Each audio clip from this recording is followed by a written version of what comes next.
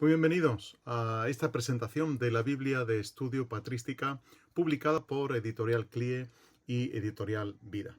Quiero dedicaros un tiempecito y quiero que vosotros también me lo dediquéis a mí para explicaros acerca de lo que es la patrística. Muy rápidamente vais a tener un microcurso, además muy acelerado, para que entendamos el contexto general de la patrística. En segundo lugar, vamos a ver cuáles son las características de nuestra Biblia de estudio.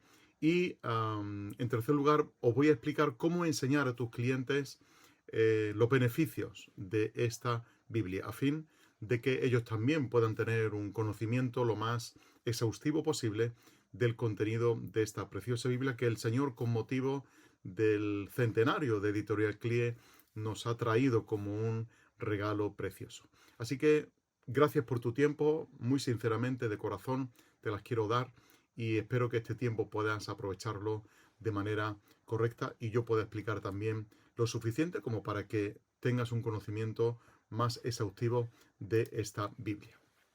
Eh, Cuando acabemos, es decir, me voy a marcar una serie de objetivos y cuando acabemos creo que vas a ser más competente en lo que tiene que ver con el conocimiento de los padres de la Iglesia. En segundo lugar, creo que vas a conocer también más a fondo el contenido y la forma de la Biblia de estudio patrística. En tercer lugar, vas a tener a mano las herramientas necesarias para saber explicar a tus clientes qué tipo de Biblia pueden adquirir. Y en cuarto lugar, pues habrás pasado también un tiempo de calidad con tus colegas de la obra cristiana que están al mismo tiempo viendo este vídeo y que van a usarlo como un método de aprendizaje y también para saber mostrar a otros las bondades de nuestra querida Biblia. Así que vamos en primer lugar con este microcurso sobre patrística. ¿Sí? La palabra patrística está muy relacionada con la palabra pater. Y la palabra pater en latín significa padre.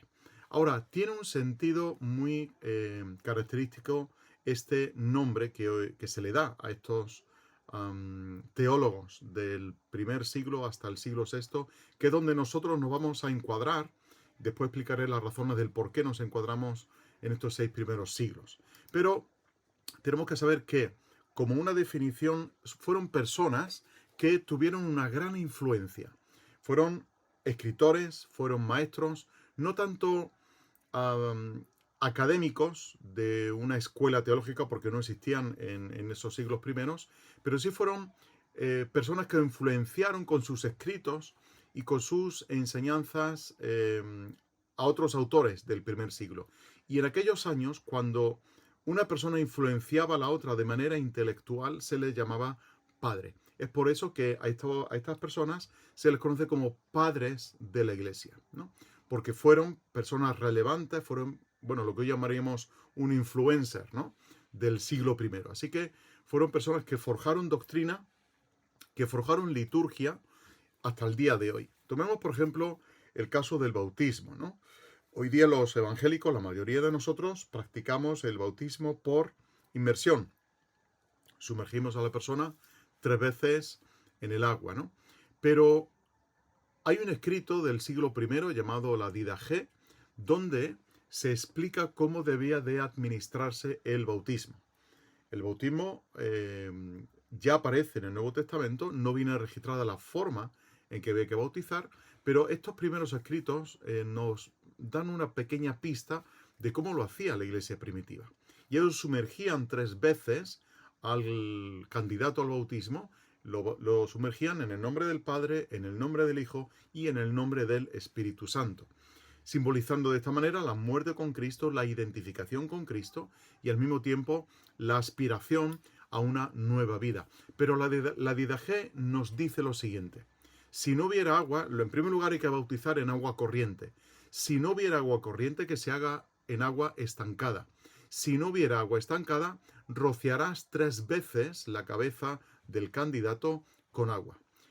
Veis que hay diferentes maneras adaptadas a la circunstancia histórica de cada momento, pero el bautismo ha permanecido de esta manera casi inalterable en el tiempo. Y esto nos permite saber por los padres de la Iglesia y por esos primeros escritos esa liturgia, ¿verdad? Esa forma que la Iglesia primitiva tenía de administrar el bautismo. Y como este tema del bautismo, muchos otros más que aparecen en los primeros escritos, no solamente a nivel teológico, sino además también que tengan que ver con la liturgia y con la doctrina de la Iglesia. Por eso a estas figuras se les conoce como los padres de la Iglesia, porque el padre era una figura de respeto cuya enseñanza había marcado a un autor. De modo que los autores del primer siglo fueron padres para los autores del segundo siglo y estos fueron padres para los autores del tercer siglo. Simplemente por ese parentesco teológico, es decir, cómo se relacionaban a nivel intelectual, a nivel teológico, a nivel pastoral, a nivel doctrinal, y cómo influenciaban unos sobre otros. Y es por eso que se les conoce con el nombre de padres de la Iglesia, por ese, repito el término, por ese parentesco teológico, no con una connotación de superioridad. Pero tenemos un anticipo ya en el Nuevo Testamento cuando el apóstol Pablo llama a Timoteo mi hijo que engendré en mis prisiones, ¿no? De modo que ese concepto de parentesco teológico, de parentesco pastoral, aparece ya casi ahí incipiente en el Nuevo Testamento. Así que no nos extrañe el término patrística, no nos asuste el término patrística, no tiene ninguna connotación de santoral ni otro tipo, simplemente esa connotación de parentesco teológico que es súper importante conocer. Ahora, hemos clasificado, y aparece al final de la Biblia, un gráfico que lo explica. Hemos clasificado, o hemos seguido más bien la clasificación que hace Xavier Picaza en su libro de curso de formación patrística, o curso de teología patrística, publicado por Editorial CLIE, y ahí hemos seguido la clasificación que él hace. Hay otro tipo de clasificaciones, pero hemos preferido seguir esta, y vais a ver en un momento la razón por la cual la hemos seguido. En el primer siglo estaban los apóstoles. Cuando empiezan a fallecer los apóstoles, el último de ellos, el apóstol Juan, hay personas que convivieron cierto tiempo con los apóstoles y que conocieron de primera mano la doctrina y la enseñanza de los apóstoles. A estos primero se les llama los padres apostólicos, los que se clasifican en el siglo I, finales del siglo I e inicios del siglo II. Estos conocieron a los apóstoles, sus escritos, para que se puedan llamar así como padres apostólicos, se deben de haber escrito mientras los apóstoles vivían, o algunos de los apóstoles vivían. Además, debían reflejar la enseñanza de los apóstoles, teniendo como padres a los propios apóstoles, ¿verdad? Así que hay un grupo de padres que se le llaman los padres apostólicos, que son los que conocieron a los apóstoles. En segundo lugar, ya en el siglo II, aproximadamente, a inicios del siglo II y hasta finales del siglo II, aparece otro grupo de padres de la Iglesia llamados los padres apologistas. Estos padres apologistas fueron los defensores, y de ahí la palabra griega apologeta, el que defiende, ¿verdad?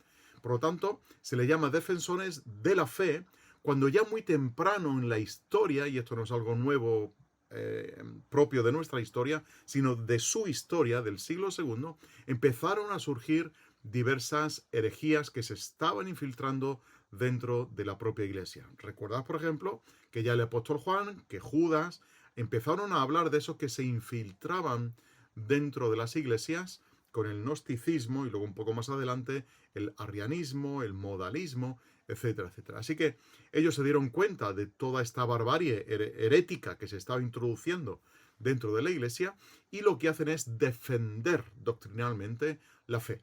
Y lo defienden y por eso se les conoce como los padres apologistas, los padres que defienden la fe en los primeros siglos que tenían, como digo, ya muy incipiente la herejía que se estaba introduciendo dentro de la iglesia.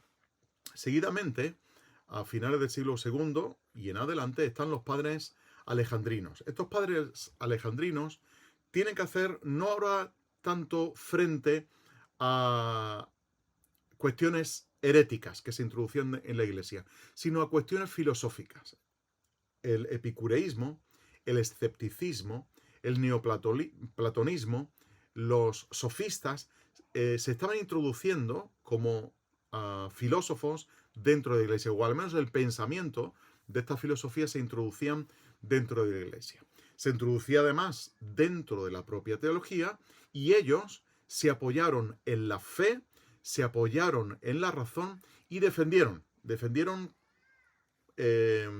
muy vehementemente pues los problemas que estaban surgiendo ya dentro de la propia Iglesia, ¿no? Así que defienden con la razón y defienden con la fe.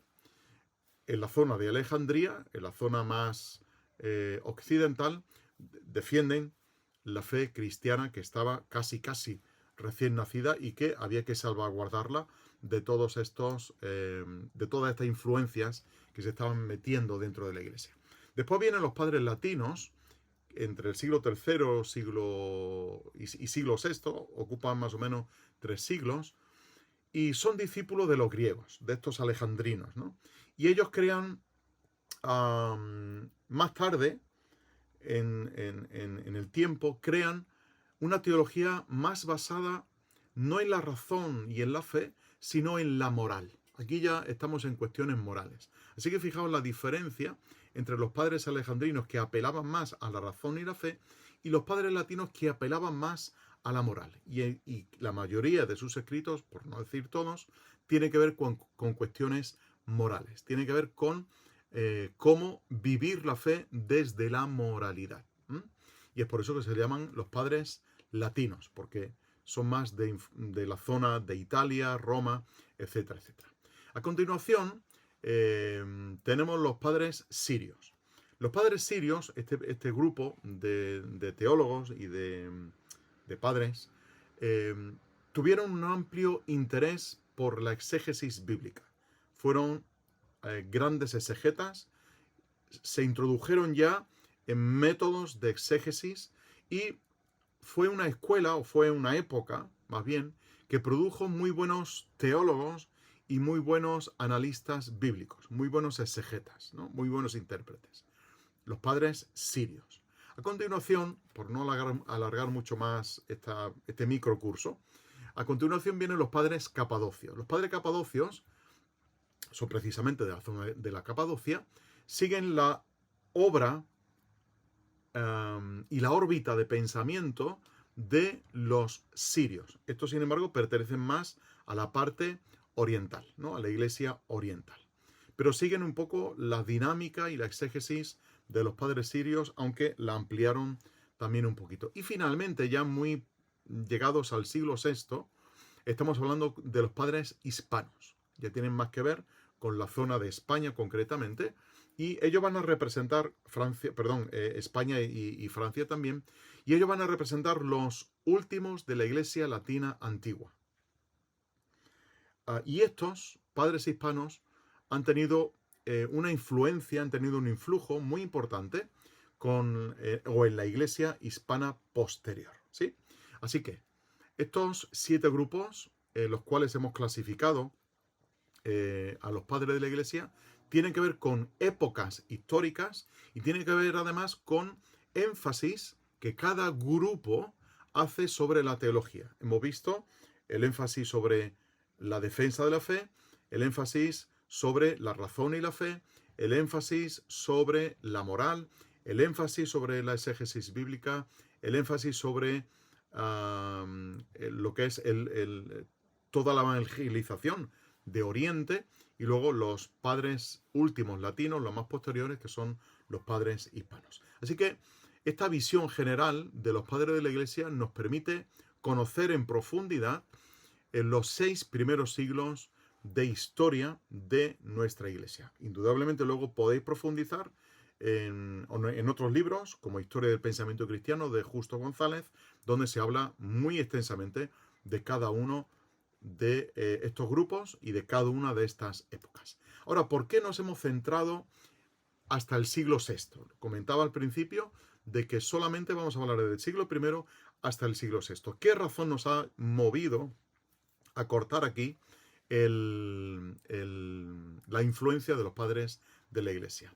Pues porque a partir del siglo VI ya empieza una época oscura que se le conoce en historia como la inversión constantiniana. Es decir, se empiezan a constituir los estados pontificios, empieza a darse además a nivel histórico una serie de división de poderes, donde hay un poder superior o eclesiástico y luego hay un poder inferior o político. De modo que la Iglesia empieza a tomar cierta relevancia, dominancia más bien, sobre territorios, sobre la política, sobre la sociedad, y ya empieza una época bastante compleja a nivel teológico.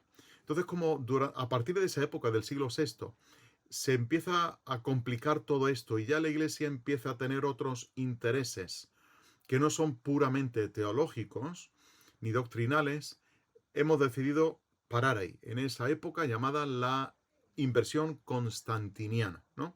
Una época que empieza a parecer muy oscura, y a partir de ahí, porque la patrística se extiende, algunos autores la trazan hasta el siglo XIII, ¿no?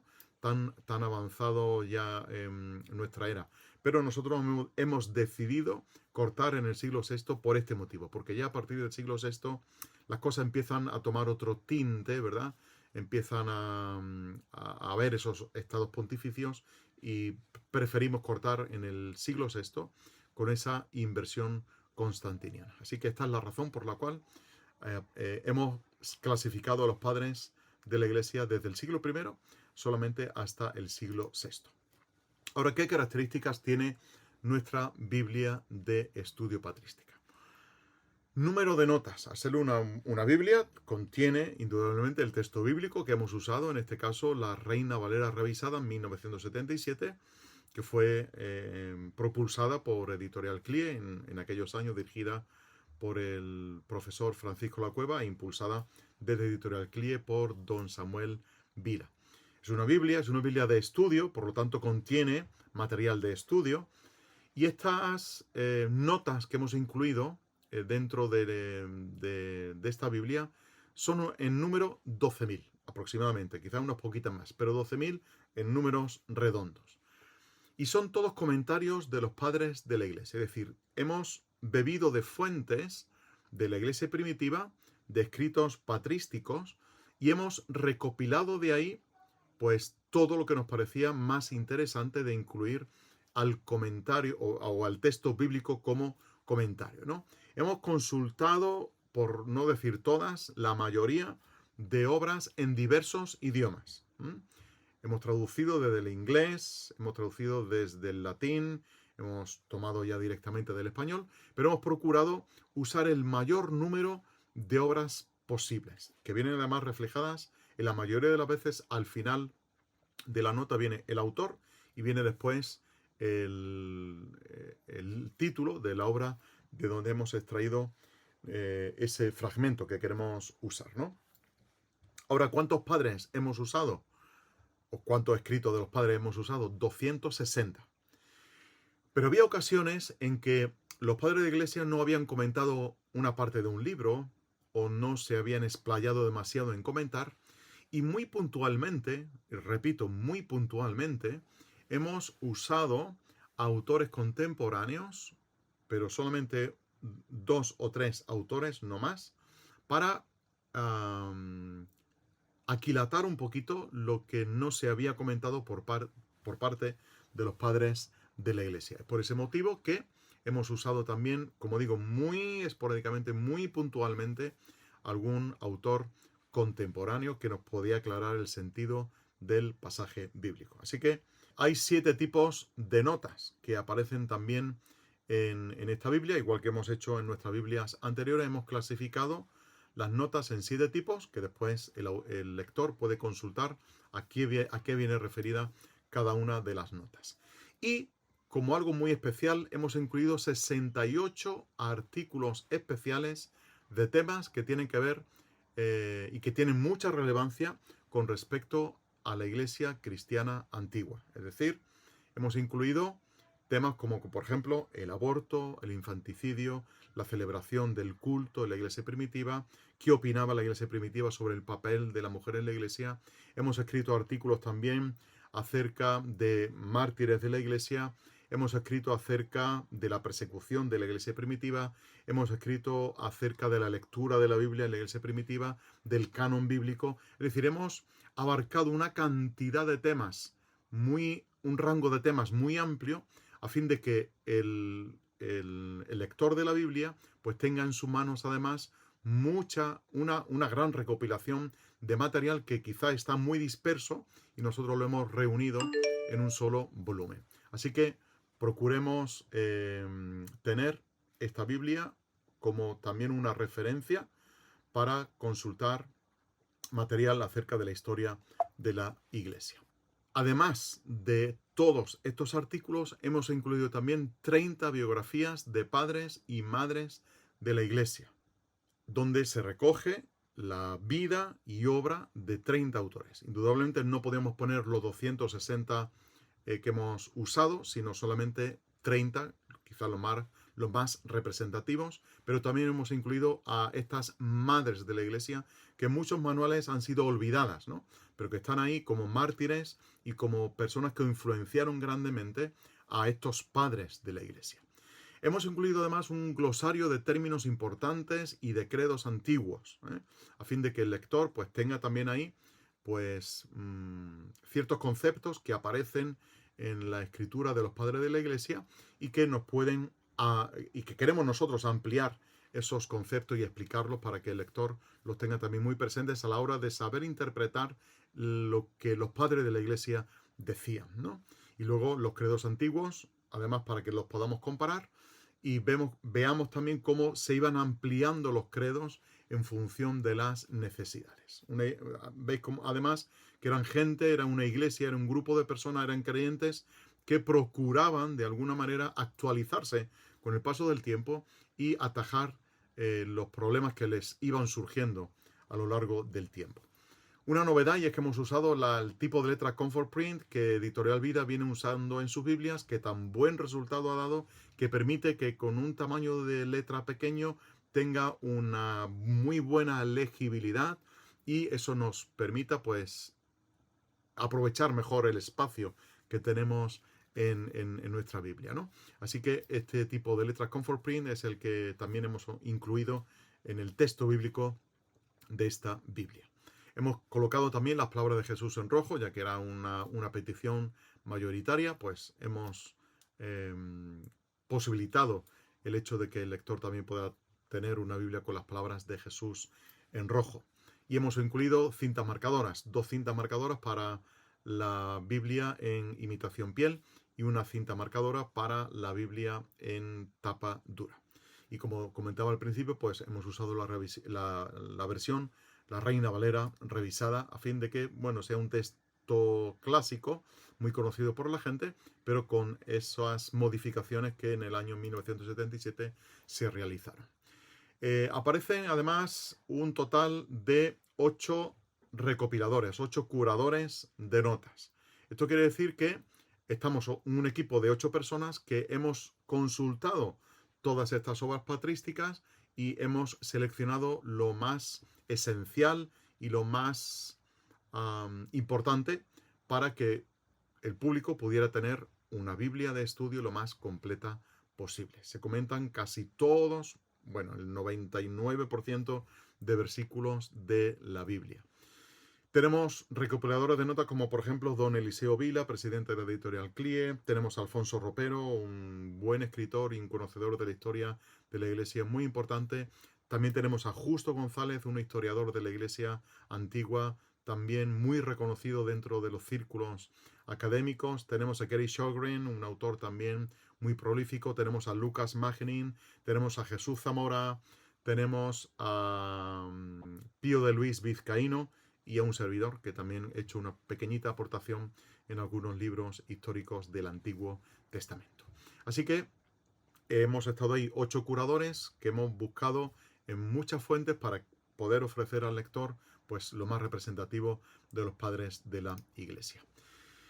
Pero junto con estos 8 curadores tenemos a 27 colaboradores y colaboradoras que han contribuido con su saber para escribir los artículos, las biografías. Tenemos, por ejemplo, a Juan María Tellería, a Manfred Svensson, tenemos a Xavier Picaza, tenemos a Lucas Magnin también, a Justo González, Antonio Cruz, Antonio Carmona, Catherine Gunsalus, Francisco La Cueva, J.B. Lightfoot, es decir, gente competente dentro de su ámbito, dentro de su campo, que nos permiten conocer mucho más a fondo la historia de la iglesia primitiva. Y esperamos que disfruten indudablemente con todos estos artículos y con la contribución de nuestros 27 colaboradores. Y hay un aspecto también muy importante dentro de la construcción y de la edición y producción de esta Biblia, y era la iconografía. Van a haber 2 iconos que se van a repetir mucho y que van a ver a lo largo de la Biblia, y uno es el icono de un ancla con 2 peces, tal y como tienen ahí ahora en pantalla, que representa la esperanza del cristiano y que los primitivos cristianos usaban como un símbolo de identificación, ¿no? Y nos habla de ese ancla que es Jesús, ¿no? Donde nuestra esperanza, como dice el autor de Hebreos, está firme, sostenida en ese ancla que es nuestro Señor Jesucristo. Y otra figura que aparece es la de un barco como navegando hacia la patria celestial. Si recuerdan, el apóstol Pablo en Filipenses capítulo 1 dice que está deseando partir y estar con Cristo, lo cual es muchísimo mejor. Pues ese término partir tiene que ver con soltar amarras, porque se veía la vida del cristiano como atada a un puerto y deseaba navegar por aguas profundas hasta llegar a la patria celestial. Y ese símbolo aparece también en nuestra Biblia, ese barco navegando hacia esa patria celestial. Así que esperamos que también esta iconografía del primer siglo pues nos ayude también a ir conociendo un poquito más acerca de la historia de nuestros antepasados en la fe, ¿no? Hemos combinado diferentes tipos de letras también dentro de esta Biblia. Uno de ellos es, como ya les comentaba, para el texto bíblico, la Comfort Print. Para las notas hemos usado también otro tipo de letra que sea bastante legible y muy fácil de leer, que tuviera una buena legibilidad. Y luego aparte hemos usado otro tipo de letras que hemos combinado a fin de que pues quede una Biblia realmente hermosa. Y se lo digo con mucha satisfacción, que ha quedado una Biblia realmente hermosa. Hemos incluido letras capitulares, igual que hicimos con la Biblia de estudio de Matthew Henry, y en esas letras capitulares pues llevan un tipo de letra precioso también, que le da carácter y le da cuerpo a esta Biblia, ¿no? Que esperamos que también la disfruten. Ahora, la pregunta sería, yo ya como distribuidor, como librero, ¿qué puedo yo enseñarle a mis clientes? ¿Qué les puedo decir acerca de esta Biblia? Lo primero que yo le diría a un cliente es: no existe una Biblia igual en español. No la hay. Producida en español no la hay, ni siquiera traducida. No existe.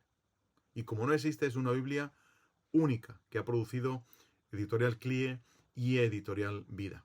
Además, provee recursos que de otro modo al público le costaría miles de dólares tener. Porque hemos usado cientos de obras. Y para disponer de esos cientos de obras hay que dedicarle mucho tiempo y mucho dinero. Entonces, para ahorrar esos miles de dólares o miles de euros, pues hemos procurado condensar la esencia más pura de los padres de la Iglesia en esta Biblia. Así que disponen de un comentario a toda la Biblia hecho por padres de la Iglesia y condensado en un solo volumen y a un precio bastante asequible. Además, esta Biblia nos permite tener al alcance de la mano el desarrollo temprano de nuestra fe, conocer nuestras fuentes, tal y como Samuel Vila tituló uno de sus primeros libros, a las fuentes del cristianismo, ¿no? Tenemos que ir ahí a las fuentes para aprender a beber de lo que eran la sabiduría y la fe del cristianismo antiguo, como digo, desde el siglo I hasta el siglo VI. Además participan a renombrados autores que ya he mencionado: Justo González, Alfonso Ropero, Eliseo Vila, Gary Sjogren, Jesús Zamora, que es un doctor también en historia de la Iglesia, Lucas Magnin. Es decir, que vamos a disfrutar de lo bueno que han hecho muchos autores para que lo tengamos a la mano. Y además hemos tenido un diseño muy cuidadoso en tipografía y en gráficos para que sea una Biblia realmente atractiva, bonita y que merezca la pena tener en nuestras librerías. Así que muchas gracias por su atención, gracias por el tiempo que habéis dedicado. Espero que esta breve explicación de la Biblia de Estudio Patrística sea suficiente para que podáis tener también una herramienta a vuestra mano, en vuestra mano, para que podáis también enseñarla a otros, explicarle de esta Biblia a otras personas y que el Señor permita que nuestra fe pueda verse fortalecida cuando volvamos a las fuentes a beber de aquello que nuestros padres nos legaron. El Señor os guarde, el Señor os prospere en la obra de vuestras manos y seáis bendecidos en el nombre del Señor Jesús. Saludos cariñosos desde España, quizá nos vemos pronto y el Señor permita que así sea. Saludos.